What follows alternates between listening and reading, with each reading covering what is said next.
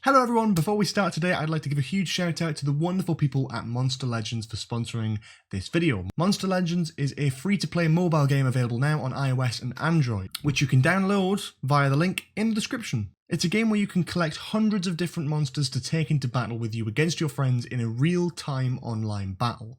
You can breed and feed your monsters, feed them up ready for battle, and breed them if you find yourself wanting some new monsters. Not to mention there's new events every single week with new adventures to discover available to play now. With over 60 million players collecting of monsters, breeding of monsters, levelling up, fighting with online PvP, and building a whole unique world for your own monsters with mountains, habitats, temples, and more. Once again, it's free to play and worth checking out in the description below.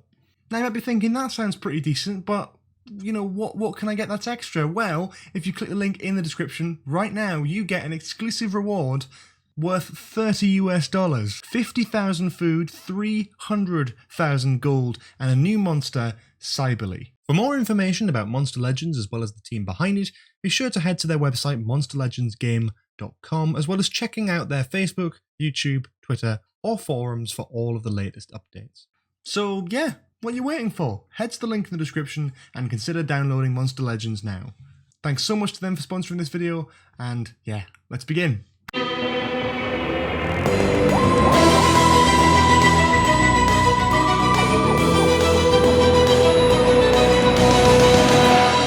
Hello everybody, I am Ace Creeper and today I'm back with a little bit of a different video. It's not really Doctor Who related, but I thought it would be something to talk about and something new and interesting and different on the channel that I'll not be able to do very often, so it's not an excuse for a brand new series or anything, it's just me talking about something else that I'm interested in, which is films. And I have watched 101 feature films last year in 2020, and I have ranked every single one from worst to best. I've been using an app called Letterboxd.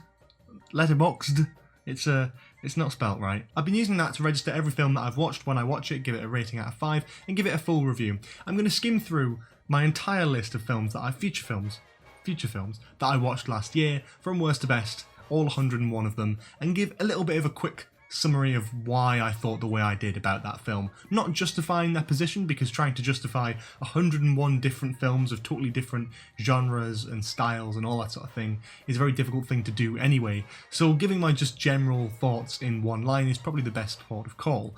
If you want to see my full reviews and stuff, they are on my Letterboxd account, Ace Creeper, link in the description.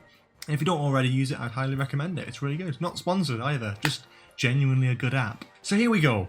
In 101st place, we've got Big Trouble in Little China, my only half-a-star film. I thought it was absolutely terrible. I genuinely did. I absolutely despise this film. I have no intention of ever watching it again. I only watched it because it was on one of those scratch-off cult movie posters, and yeah, I do regret it. I do regret it. In 100th place, we have Napoleon Dynamite with 1 star. We're in the 1-star category now. I didn't like this at all. I wanted to like it because it's such a classic, but it just didn't feel right to me at all. I barely laughed, like, beyond once or twice, and that was more like, what am I watching? I tried twice to get through it, and I managed it on the second go, and it's only an hour-and-a-half film. And, yeah, not good. 99th place, Ace Ventura: When Nature Calls. I didn't watch the first one this year, I just watched the second one on a whim, and yeah, it just hasn't aged well at all. I liked these films when I was a kid, but I think that's that, isn't it? When I was a kid. I can't imagine adults watching this in the 90s and being like, this is top tier humour. No, it was bad. 98th place is Star Wars: Attack of the Clones. Yeah, the first Star Wars film on this list, and certainly not the last. I don't like this film. I do like it in the context of Star Wars, and I watched it in a marathon, and I did enjoy it, in fairness. But just too much CGI, too much bad dialogue, too much just crap. It's just a bad film. 97th place, Jingle All the Way, the first Christmas film on this list, and I know a lot of people will disagree with me on this one, but I've seen it so many times, and every single time I watch it, it gets worse. So it's now at 1 star. Let's see if next year we can push it to half a star. It wasn't good. It was funny, but it was bad. 96th place, we have Bubba Hotep, a 2002 film about Elvis in an old people's home fighting a sort of mummy zombie thing. And it's exactly as bad as it sounds. We're in the 1.5-star category now, which is always fun, but this is just... it's a good way to start this category. Not quite as bad as the other films, but not much better either. In 95th place, The Invention of Lying. I watched this film once a few years ago when I was really binging the whole Ricky Gervais stuff with extras and The Office and all that sort of stuff. The Invention of Lying I used to like, and I watched it again, and there was probably a reason why I can't remember the last hour of the film. That's because it's just shit. The concept's good, but Ricky Gervais is the wrong person for it. It feels like it should have been like a Jim Carrey film or something. In 94th place we have Grimsby. I liked Grimsby when I first saw it. I thought it was really funny, and it is still funny in a very obscene and horrible way, but when you've seen said obscene and horrible things more than a few times, it just doesn't become funny, it just becomes disgusting, and then, yeah, it's still a laugh, but just not a good film. 93, Knowing, a Nicolas Cage film about the world ending, and yes, this is very funny, but it wasn't trying to be, I don't even know how to describe this film, it was just weird. 92, Austin Powers in Goldmember. I want to like this more, but it wasn't good. The worst of the Austin Powers trilogy, and again, a film that I liked when I was younger. Don't like it now. Hopefully that means I've got better taste. Probably does. Now we're onto the 2-star category with 91st place, Videodrome, a horrible, weird horror thing that came out in 1983 that I just didn't like. It's on my cult film list, and it was just gore, torture, and sex for the sake of it, and didn't really like it that much.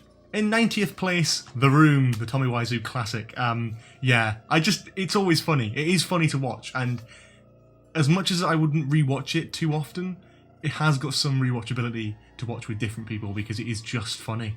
In 89th place, we have Thunderball. I liked Thunderball, but it was just slow. And it's a great Bond film, but the underwater sequences are painful, and the repeating sting of music that is played throughout this entire film just drives me up the wall. 88th place we have Diamonds Are Forever, a good film, bit cheesy around the places, but yeah, Sean Connery was a bit old for this one, and I just didn't really enjoy it as much as the other ones. In 87th place we have Blazing Saddles, a comedy film from 1970s, Mel Brooks, and yeah, it was good, just not as good as I remember it being, and definitely would not get made today. In 86th place, we have Star Wars Episode 1, The Phantom Menace. I enjoy it, again, in the context of Star Wars, but as a standalone film, it is bad. It is just bad, but less CGI problems than Attack of the Clones. In fact, this is actually a much better film than that. 85th place, Scooby-Doo 2, Monsters Unleashed. Pretty good, not as good as the first one. A much better coherent film, but not as fun or as entertaining as the first one, so there you go. 84th place, we have Face Off. Hilarious, but way too long. It's like 2.5 hours, and it's just bad. It's funny, it's so bad that it's good, but it's 2.5 hours. 83, Mamma Mia. A lot of fun, but a bit shit. In 82nd place, The Naked Gun. It was funny, but again, it's one that just hasn't aged well. I guess I just watched it recently expecting it to be funnier than it was, and it just wasn't that funny. We're now in the 2.5-star bracket. We're getting up there. We're slowly getting up there. We're starting with 81. Final Destination. A lot of fun, quite forgettable. Dated quite a bit, but you know, it's harmless, it's fun, it's a good watch. In 80th place we have Hoodwinked.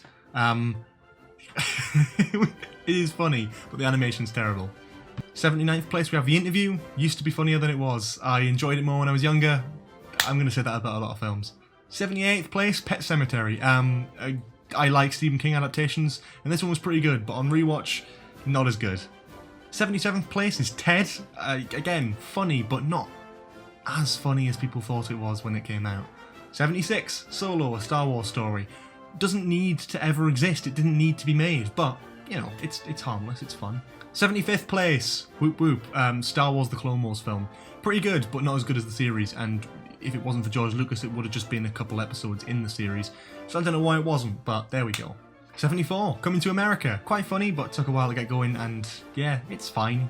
73, and now for something completely different. I do like this, but it's not really a film, it's more just a compilation of Monty Python's like highlights. So I do like it, but it's hard to rank it any higher against actual proper films. We're now in the 3-star category, that's fun. Yay. In 72nd place we have Blade Runner. I did not like this film very much. I wanted to like it, and I liked a lot of things about it, but I did not like it as much as anyone has sort of briefed me to like it.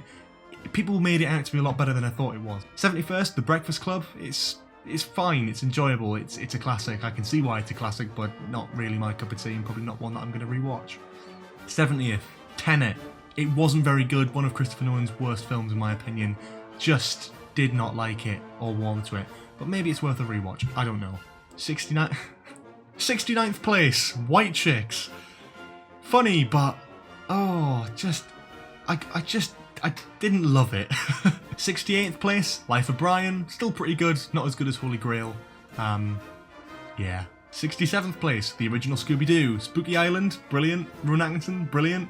Dated 2000s references, even better. 66th, Ready Player One, good film. Not as good as I remember it, but yeah, it's fine. 65th, Monty Python and the Holy Grail. Quite funny, but again dated and not the best comedy of all time. It was of its time, and it's still good. Still better than a lot of other comedies that have come after it, but, you know, not my go-to. 64th, Austin Powers, the first one. Pretty good. Still enjoyable, not as good as the second, and a sort of bang average comedy film of its time. 63rd place, The Babadook. Yeah, that's a lot of fun, kind of. It's very small scale, and I liked it for what it was, but I wouldn't watch it again. 62nd, Stand By Me. Fine. It's good. It's a good film. It wasn't as good as I was expected it to be. You know, people made it out to be very, very, very good, and I just sort of thought it was pretty good. Yeah, solid, but nothing particularly special that I'd want to go back to. 61st place, Return of the Jedi. I do like Return of the Jedi. It's one of the originals. It's great, but it just is the weakest of the originals and isn't really that entertaining throughout, I don't find. 60th place, Airplane. Another one of those comedies that I thought was better when I was younger and didn't enjoy it as much upon rewatch. Yeah, it's fine. It hurts to say for this one particularly, but yeah, it just wasn't as good as I remember. 59th place, Jojo Rabbit. Pretty good, pretty enjoyable, nice themes in there, but not perfect by any stretch of the imagination. 58th place, Charlie and the Chocolate Factory. Absolutely mental.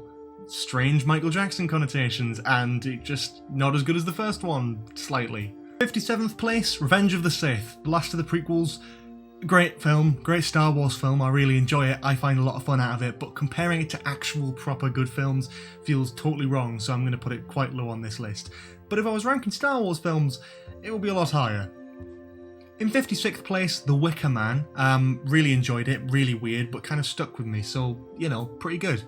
55th place, 2001 Space Odyssey. I've watched it twice and I just don't like it. I like it a little bit more the second time when I watched it, but just not my cup of tea, weirdly. I'm just not connecting with it. 54th place, Last Christmas, a sort of bang average kind of British uplifting film, but it did have a bit of a nice twist in it, which did catch me off guard, so I have to give it a bit of respect for that.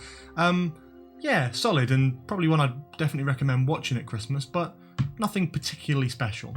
In 53rd place, we have the original Spider-Man, and it's just brilliant, mainly because of Willem Dafoe, but it is just brilliant. Borat's subsequent movie film. I didn't mind this one, just not as good as the first one. Had a few more set-up sequences and scripted sequences in it than the first one, which I think was the main appeal of the first one for me personally, was the unscripted stuff. So, yeah, good, but not as good as some people say. 51st, El Camino, the Breaking Bad movie, and yeah, pretty good. Just feels like a few episodes of Breaking Bad put together. So yes, pretty solid, and it was great.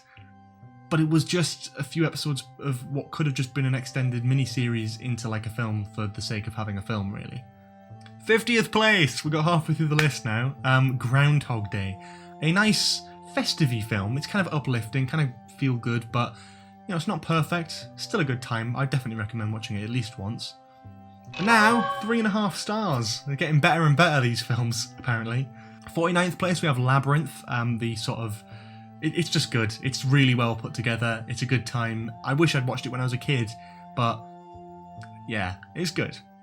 48th place, John Wick Chapter 2. Not as good as the first one, but equally as enjoyable, I'd say. 47th place, Willy Wonka and the Chocolate Factory. Better than the remake. It was pretty solid. The music was good. It had a surprising amount of humour that I just got totally taken off guard by, so I'll take that. 46th place, Edge of Tomorrow. A sort of weird sci-fi film, but every time I watch it I seem to really like it and then just forget all about it, so there you go. In 45th place, This Is Spinal Tap, the original sort of mockumentary type film. Pretty enjoyable, very unique, would definitely watch it again probably. And yeah, it's a good time, it's a good laugh. I would never have watched it if it wasn't on my cult film list, so yeah, there we go. 44th place, we have Shrek. No explanation required. 43rd place, Little Shop of Horrors. Loved it when I was a kid, not as good now, but still very, very impressive in terms of animatronics and puppetry. 42nd place, Midsummer. Very enjoyable, very weird, not perfect. 41st place, RoboCop. Again, a lot of fun, a lot of action, just not perfect. 40th place, The Box Trolls. Gorgeous little animation style, really nicely put together. Just a good time. Genuinely didn't expect it to be that good either, so there you go. In 39th place, The Big Lebowski, a genuinely surprising entry to this list. I wasn't expecting it to be that good. I don't know why, I guess I just never heard anything about it, and I watched it and really, really liked it. 38th place, Flash Gordon.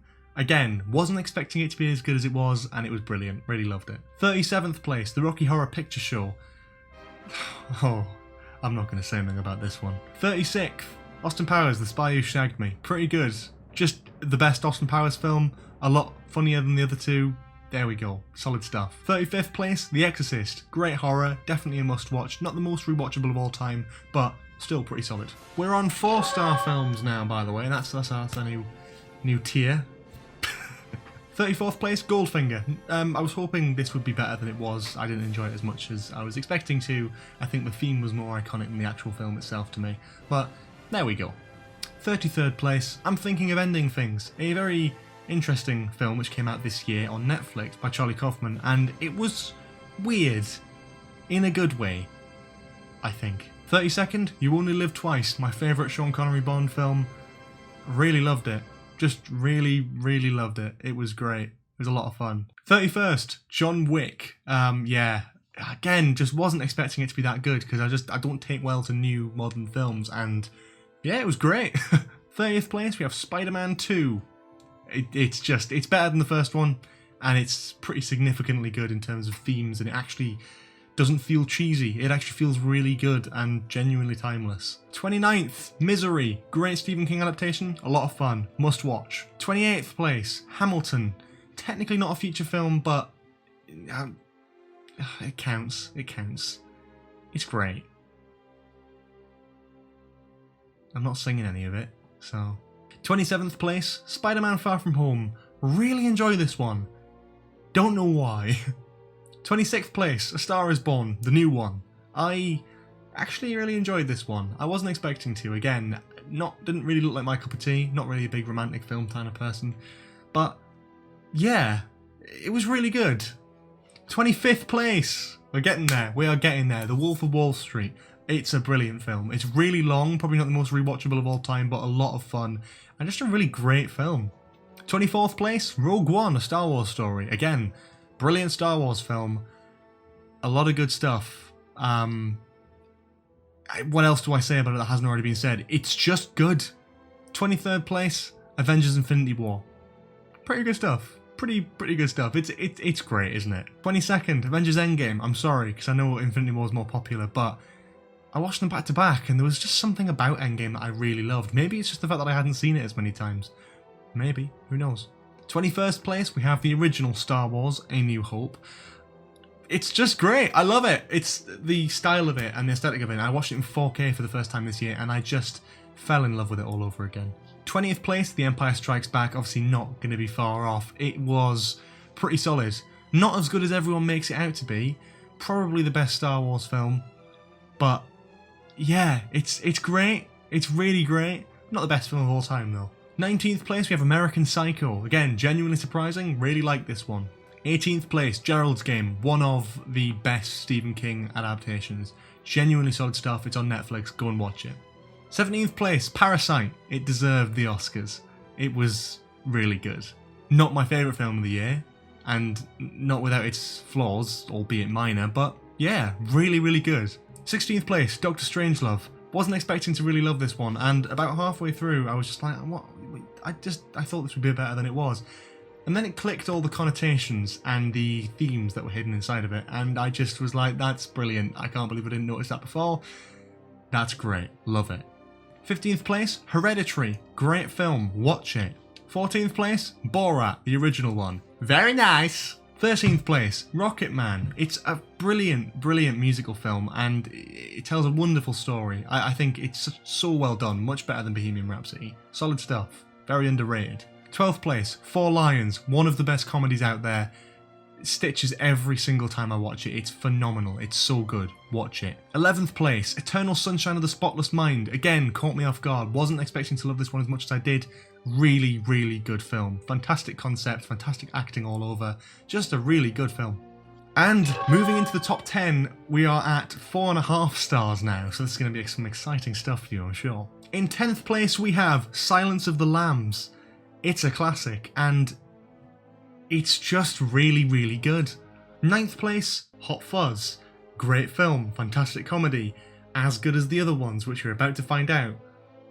But I think I've seen the most out of the 3 Cornetto trilogy films, and I just find myself attaching to it a little bit less, just because I've seen it so many times that there's less surprise value in what I'm getting. In 8th place, The World's End. Again, I hate to put this one above Hot Fuzz, but when I rewatched it, I got a lot of surprise out of how much I really enjoyed it. I was expecting it to be significantly worse than that of Hot Fuzz and Shaun of the Dead, but I actually came out really, really enjoying it.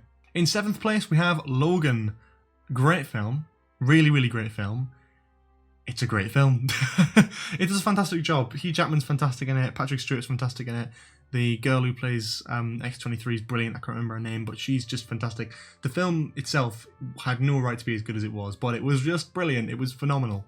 6th place, Shaun of the Dead. It wouldn't be far behind. All those Cornetto trilogy films are almost equally as good, and just forced to rank them in this place.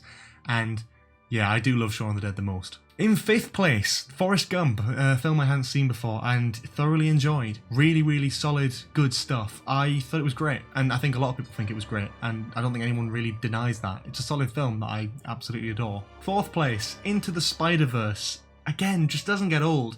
Everything from the animation style to the references to the story to the themes, everything about this film just works so bloody well for me. It's so good. So good. And now we're in the top 3. We're moving on to 5 stars. Films I thought were genuinely brilliant. Almost flawless. Emphasis on the almost.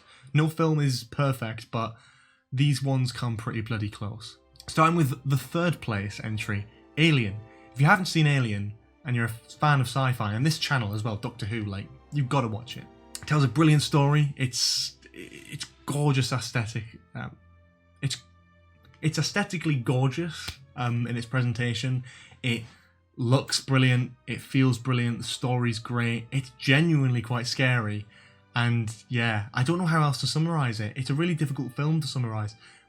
It's just really good. And for sci-fi fans, it's just an absolute just win. It's so beautifully put together. I love it. It's great. In 2nd place, a 2014 film that I watched for the first time this year, Whiplash. Oh my god, this is so good. Miles Teller and J.K. Simmons, both sublime in this film, especially that of J.K. Simmons. The style of this film, the way it's put together, the simplicity of it, the effectiveness of it is just so brilliant. I wasn't sure if I liked it at first, and by the end I was on the edge of my seat almost like applauding. I wanted to do like a standing ovation, but I was sitting with my flatmates, and that, my friends, would be embarrassing. So yeah, brilliant film. You must watch it at least once. Yeah, it's fantastic.